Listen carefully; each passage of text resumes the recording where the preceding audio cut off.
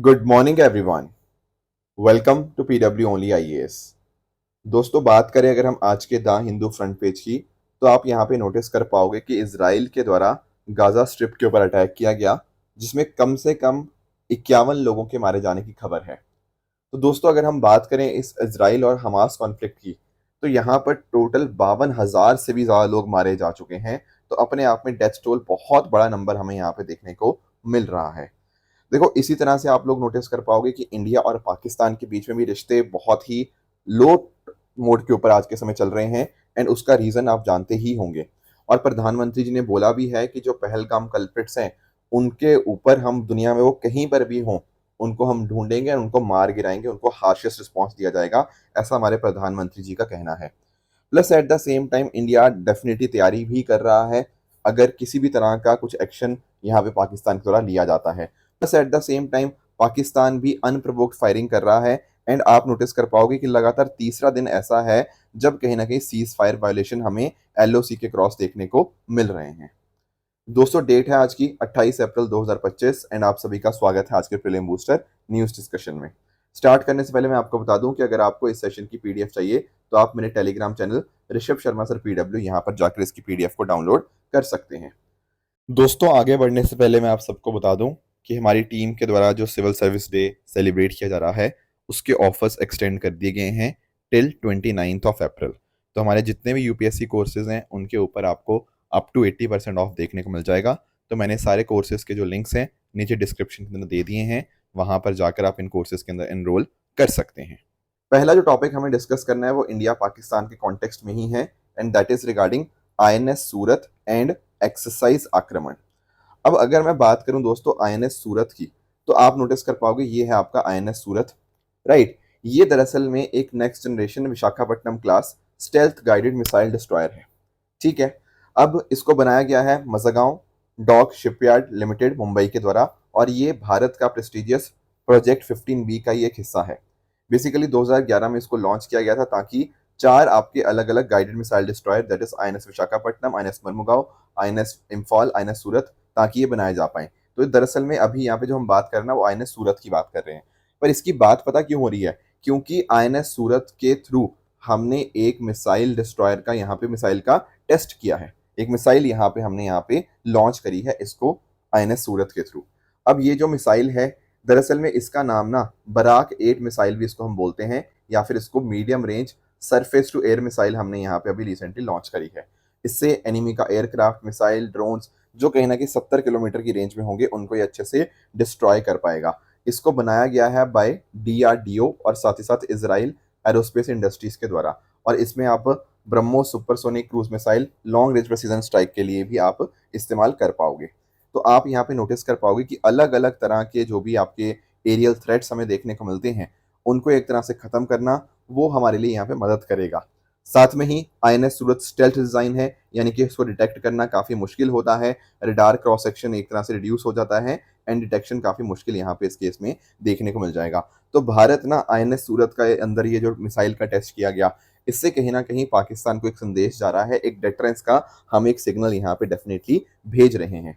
इसके साथ ही साथ जो दूसरा हम यहाँ पे कर रहे हैं, दैट इज योर एक्साइज आक्रमण। ये जो एक्साइज हो रही है ना, ये देश भर के अलग अलग हिस्सों के अंदर हो रही है, एंड ये इंडियन एयरफोर्स के द्वारा कंडक्ट करी जा रही है, ताकि हमारी जो कॉम्बैट कैपेबिलिटीज हैं एंड ऑपरेशनल प्रिपेयर्डनेस को हम शार्पन कर पाएं। कहने का मतलब क्या है?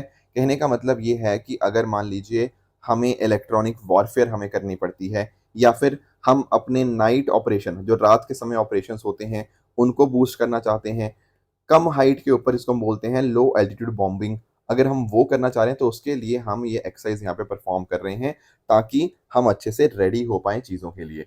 तो इसमें आप नोटिस कर पाओगे यहाँ पर आपको रफाल फाइटर स्क्वाड्रंस देखने को मिल जाएंगे। इसके अलावा भी आपका सुखोई जो है, उसके अलावा आपका मिराज हो गया, आपके इवन आपके जो ड्रोन्स हैं यूएवीज, हेरॉन यूएवीज जो हैं, वो भी आपको यहाँ पे इसके अंदर देखने को मिल जाएंगे। तो एक्साइज आक्रमण पूरे देश भर के अलग अलग हिस्सों के अंदर देखने को मिल रही है, और बहुत बड़े लेवल के ऊपर एक तरह से देखने को मिल रही है, ताकि जैसे युद्ध लाइक जैसे सिनेरियो के लिए हम पूरी तरह से रेडी हो पाए, उसके लिए सब चीजें यहाँ पे करी जा रही हैं। दोस्तों, नेक्स्ट जो टॉपिक हमें डिस्कस करना है वो है डॉक्टर के कस्तूरी रंगन जी के रिगार्डिंग। दोस्तों, ये डॉक्टर के कस्तूरी रंगन जी ये इसरो के चेयरमैन थे। ठीक है। इन्होंने इसरो के चेयरमैन के रूप में सर्व किया फ्रॉम 1994 टू 2003। एंड इनका कंट्रीब्यूशन सिर्फ इसरो चेयरमैन के रूप में नहीं था, और भी बहुत सारे अलग अलग इन्होंने रोल्स प्ले किए। अभी रिसेंटली इनकी डेथ हुई है, तो थोड़ा सा इनका कंट्रीब्यूशन हमें समझना चाहिए। सबसे पहली चीज तो ये एक एस्ट्रोफिजिसिस्ट थे, जो कि हाई एनर्जी एस्ट्रोफिजिक्स, जैसे for example X-ray, gamma astronomy, उनके अंदर इनकी स्पेशलाइजेशन थी। पर जो मेजर ये जाने जाते हैं वो एज एन इसरो चेयरमैन जाने जाते हैं, जो इनका कार्यकाल रहा 1994 से लेकर 2003 का। दोस्तों आप लोग जानते होंगे, जैसे केबल टीवी प्रोग्राम्स आप सब लोग देखते हैं, राइट। तो उसकी दरअसल में जो शुरुआत हुई है ना, वो इनके टाइम के ऊपर ही हुई है। ऐसा देखो पहली बार हुआ था कि इसरो ने ना कमर्शियलाइजेशन किया अपनी स्पेस सर्विसेज का। दरअसल में क्या होता है, 1999 के अंदर इसरो ने 10 ट्रांसपॉन्डर्स को लीज किया of INSAT 2E satellite to Intelsat, ठीक है। ये जब कमर्शियल किया गया तो पहली बार ऐसा हुआ था, और इसके लिए बदले में $10 मिलियन की पेमेंट भी यहाँ पे इसरो को मिली थी। तो इसरो ने एक तरह से सर्विस अपनी बेचनी स्टार्ट करी। कमर्शियल एस्पेक्ट इन्हीं के टाइम में यहाँ पे स्टार्ट होता है। उसके अलावा और बहुत सारे मिशन स्टार्ट हुए, जैसे फॉर एग्जांपल एजुसेट, जो कि आपका टेली एजुकेशन के लिए था। इनसेट या जी सेट, ठीक है, ये थीमेटिक स्पेस मिशन है, जैसे फॉर एग्जांपल टेलीमेडिसिन और कम्युनिकेशन के लिए। रिसोर्स सेट हो गया, ये अर्थ रिसोर्सेज के लिए था। देखो चंद्रयान 1 की अगर मैं बात करूँ ना, ये लॉन्च तो दोस्तों 2008 में हुआ था, पर उसके रिगार्डिंग जो काम हो गया था, वो काम स्टार्ट डॉक्टर के कस्तूरीरंगन जी के टाइम के ऊपर ही हमें यहाँ पे स्टार्ट होता हुआ देखने को मिलता है। तो इसरो के जो मेन लॉन्च व्हीकल थे पीएसएलवी और जीएसएलवी, वो भी इन्हीं के टाइम के ऊपर ऑपरेशनल यहाँ पे करे जाते हैं। तो एज एन इसरो चेयरमैन काफी इनका सक्सेसफुल टेन्योर रहा। पर उसके अलावा भी और बहुत सारे काम रहे, जैसे हम लोग डिस्कस करते हैं ना नेशनल एजुकेशन पॉलिसी, कितनी बार हमने अपने प्रीलिम बूस्टर में भी डिस्कशन किया है एनईपी का। तो दरअसल में एनईपी को चेयर करने वाले कमेटी क्या थी, के कस्तूरीरंगन कमेटी ही थी। दरअसल में उन्होंने ही यहाँ पे इस एनईपी को बनाया है।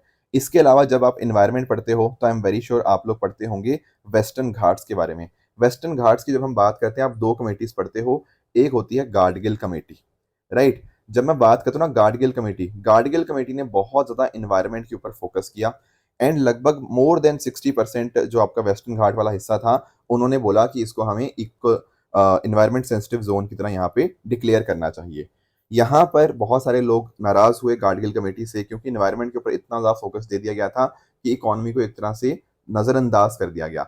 बट बाद में क्या होता है, 2012 में गार्डगिल कमेटी को रिव्यू करने के लिए, उसको वापस से देखने के लिए एक कमेटी बनती है। उसी का नाम था कस्तूरीरंगन कमेटी। कस्तूरीरंगन कमेटी ने ये बोला कि वेस्टर्न घाट्स का 37% जो हिस्सा है ना, उसको हमें इन्वायरमेंट सेंसिटिव यहाँ पे डिक्लेयर करना चाहिए। तो यानी कि कस्तूरीरंगन कमेटी ने ना इकोनॉमी और इन्वायरमेंट, इन दोनों के बीच में एक तरह से बैलेंस क्रिएट करने की यहाँ पे कोशिश करी। तो ये वेस्टर्न घाट्स के रिगार्डिंग इनकी कमेटी हमें देखने को मिलती है। उसके अलावा जो पहले प्लानिंग कमीशन हुआ करता था, ठीक है, नीति आयोग बाद में बना, उससे पहले जो प्लानिंग कमीशन था, तो उसके 2009 से 2014 के बीच में जो मेंबर की तरह यहाँ पे कस्तूरीरंगन जी ने काम किया। साथ ही साथ जेएनयू के चांसलर भी थे। एंड इनफैक्ट ये कर्नाटका नॉलेज कमीशन के चेयरमैन भी रहे, जहां पर उन्होंने बहुत सारे काम किए कर्नाटका के रिगार्डिंग। एंड साथ ही साथ राज्यसभा के नॉमिनेटेड मेंबर के रूप में काम किया 2003 से लेकर 2009 के बीच में।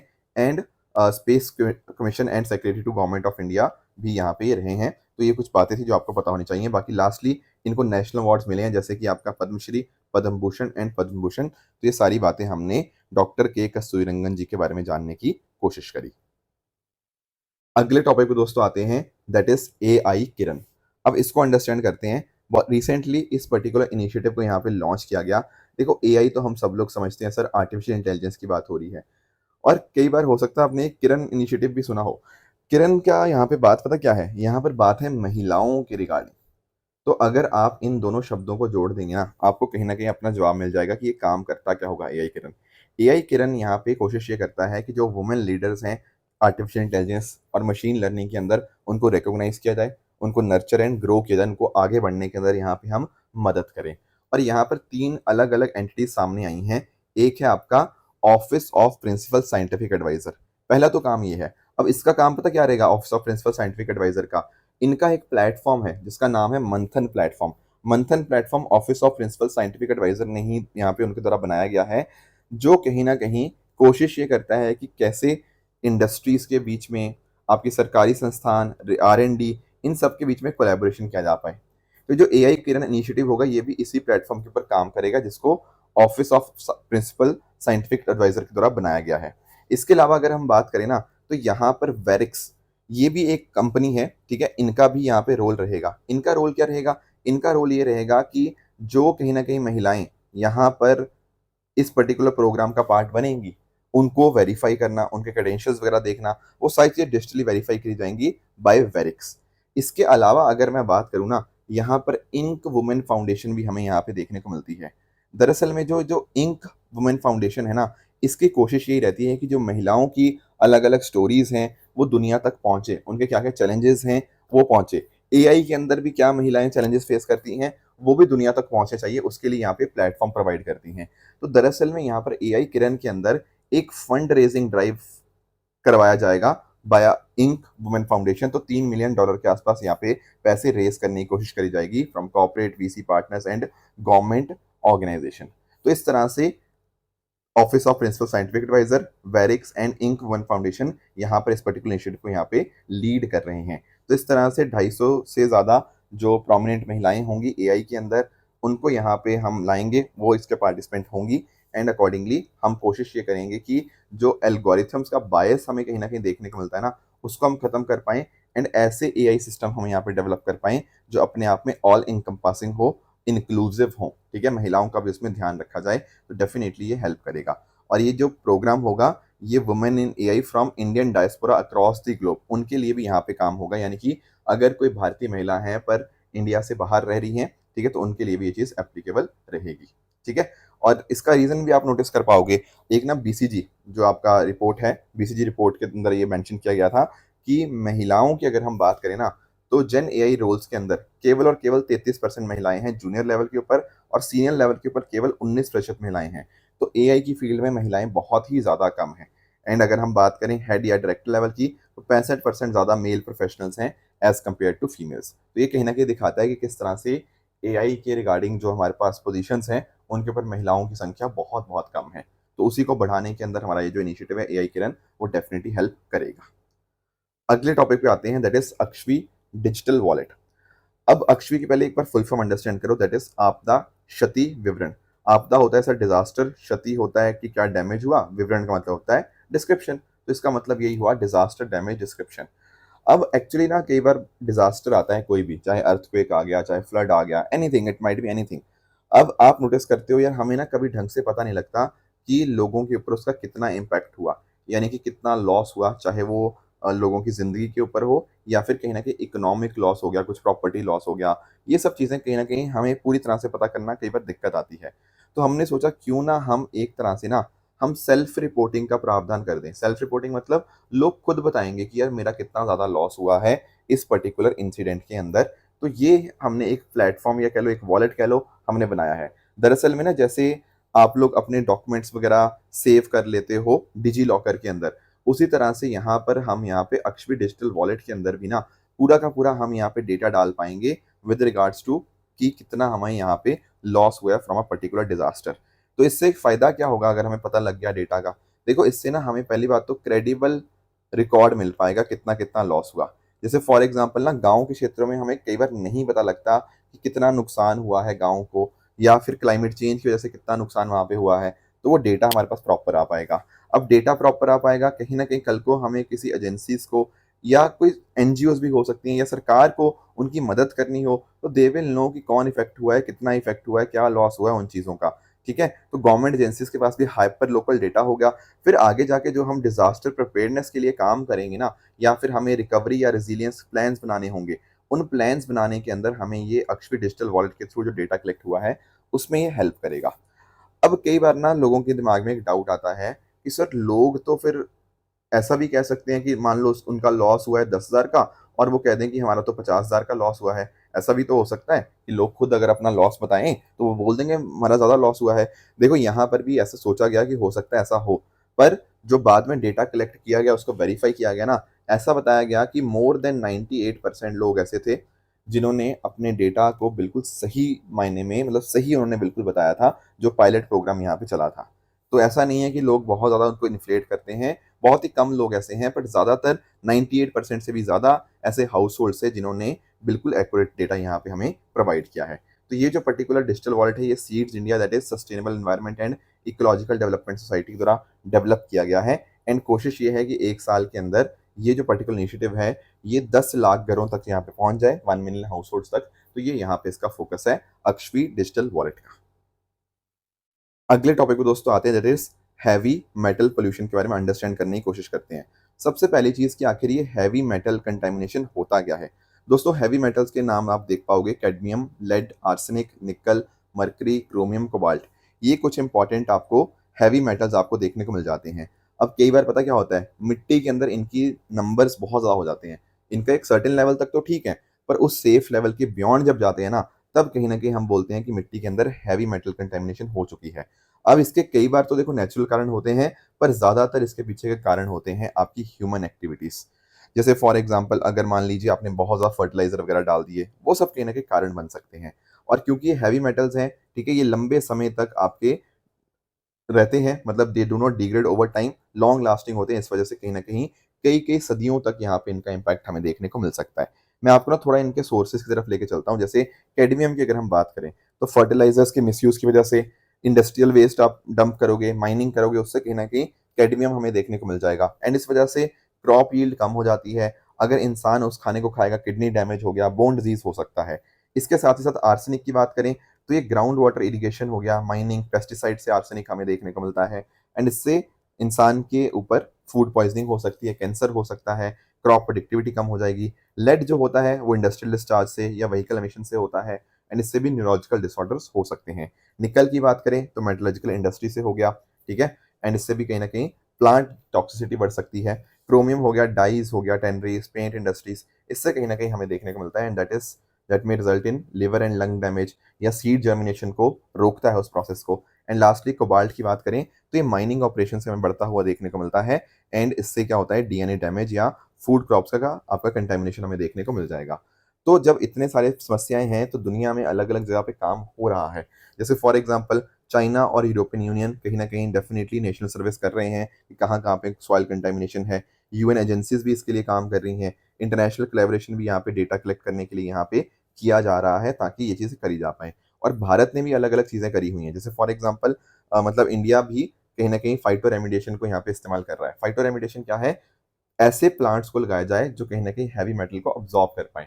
तो जो हैवी मेटल अब्ज़ॉर्ब कर लेंगे तो कहीं न कहीं जो हैवी मेटल कंटामिनेशन था वो कम हो जाएगा। इसके अलावा सॉइल वॉशिंग, केमिकल स्टेबलाइजेशन यहाँ पे करी जा रही है।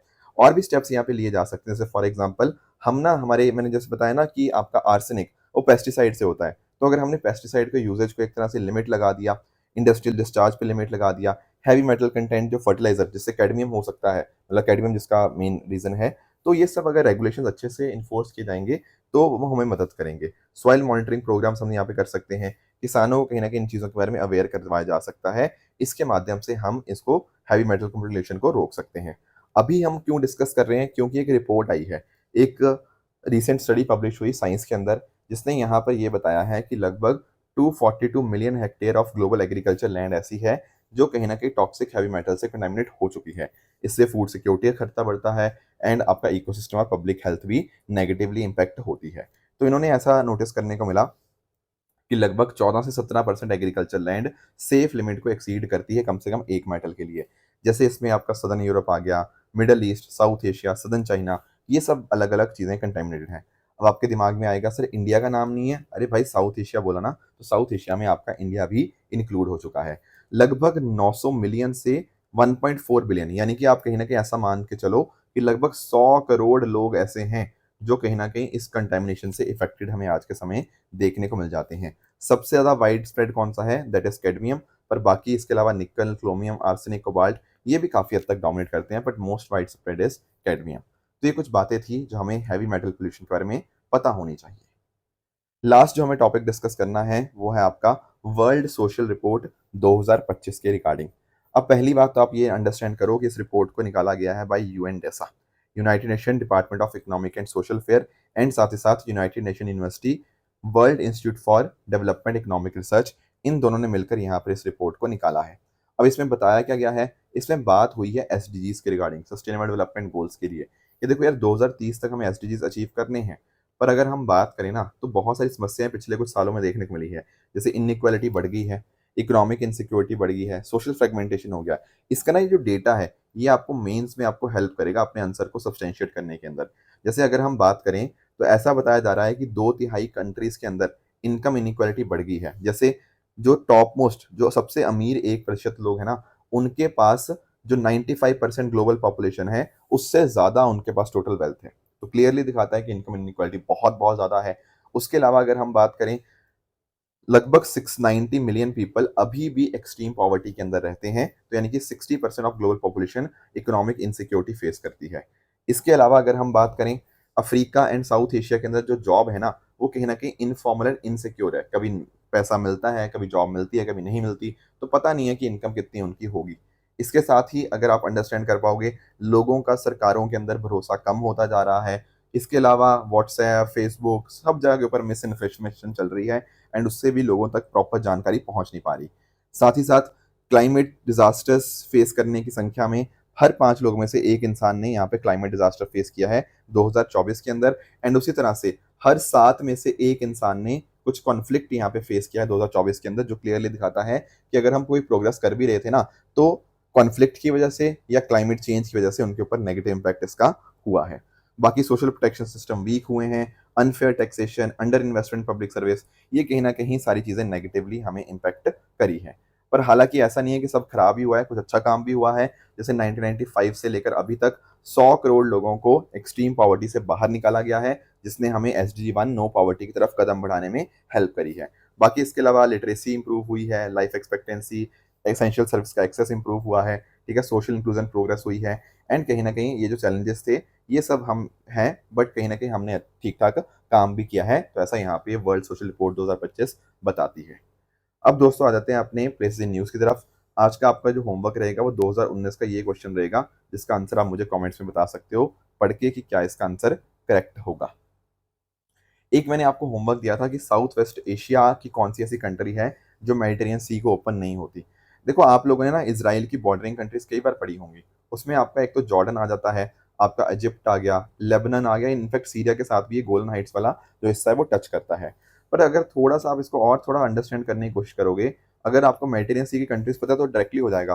पर यहाँ पे जॉर्डन की बात करें ना, जॉर्डन का बॉर्डर नहीं टच होता, यहाँ बीच में इज़राइल है ना, तो जॉर्डन का बॉर्डर यहाँ पे टच नहीं होता है मेडिटेरियन सी के रिगार्डिंग। बाकी लेबनान हो गया, सीरिया हो गया, इजिप्ट हो गया, बाकी लीबिया, ये सब तो बॉर्डर टच करते ही करते हैं, इसमें तो कोई डाउट की बात है ही नहीं। इराक तो इधर है, इराक का भी नहीं टच होता, इराक तो बहुत दूर है। तो आप ऑप्शंस में अगर हम बात करें ना, तो इसका आंसर जो बनेगा वो जॉर्डन बन जाएगा। Option B will be the right answer. बाकी बात करें दोस्तों ट्रू एंड फॉल्स स्टेटमेंट्स की, यहाँ पर आपके सामने कुछ स्टेटमेंट्स हैं, इनको आप पढ़ सकते हो, बताइएगा इनमें से कौन सा सही आंसर है। इसके अलावा मैंने आपको जो होमवर्क दिया था एक था स्वामित्व स्कीम के बारे में, तो यहाँ पर ये कह रहा है कि रूरल हाउस होल्ड को ये एक तरह से लीगल ओनरशिप प्रोवाइड करते हैं रेजिडेंशियल प्रॉपर्टीज की। Yes, this is correct. E NAM की बात करें तो ये SFAC, small farmer agri business consortium द्वारा इंप्लीमेंट किया जाता है, बिल्कुल ये बात भी सही है। And lastly long billed vultures की बात करें तो ये क्रिटिकली इंडेंजर्ड है, ना कि वनरेबल, इसीलिए थर्ड स्टेटमेंट आपका यहाँ पे इनकरेक्ट बन जाएगा। तो दोस्तों ये थी हमारी आज की डिस्कशन। इसी तरह से आप सब लोग अपने एंड पे हार्ड वर्क करते रहिए। Thank you so much for joining. All the very best.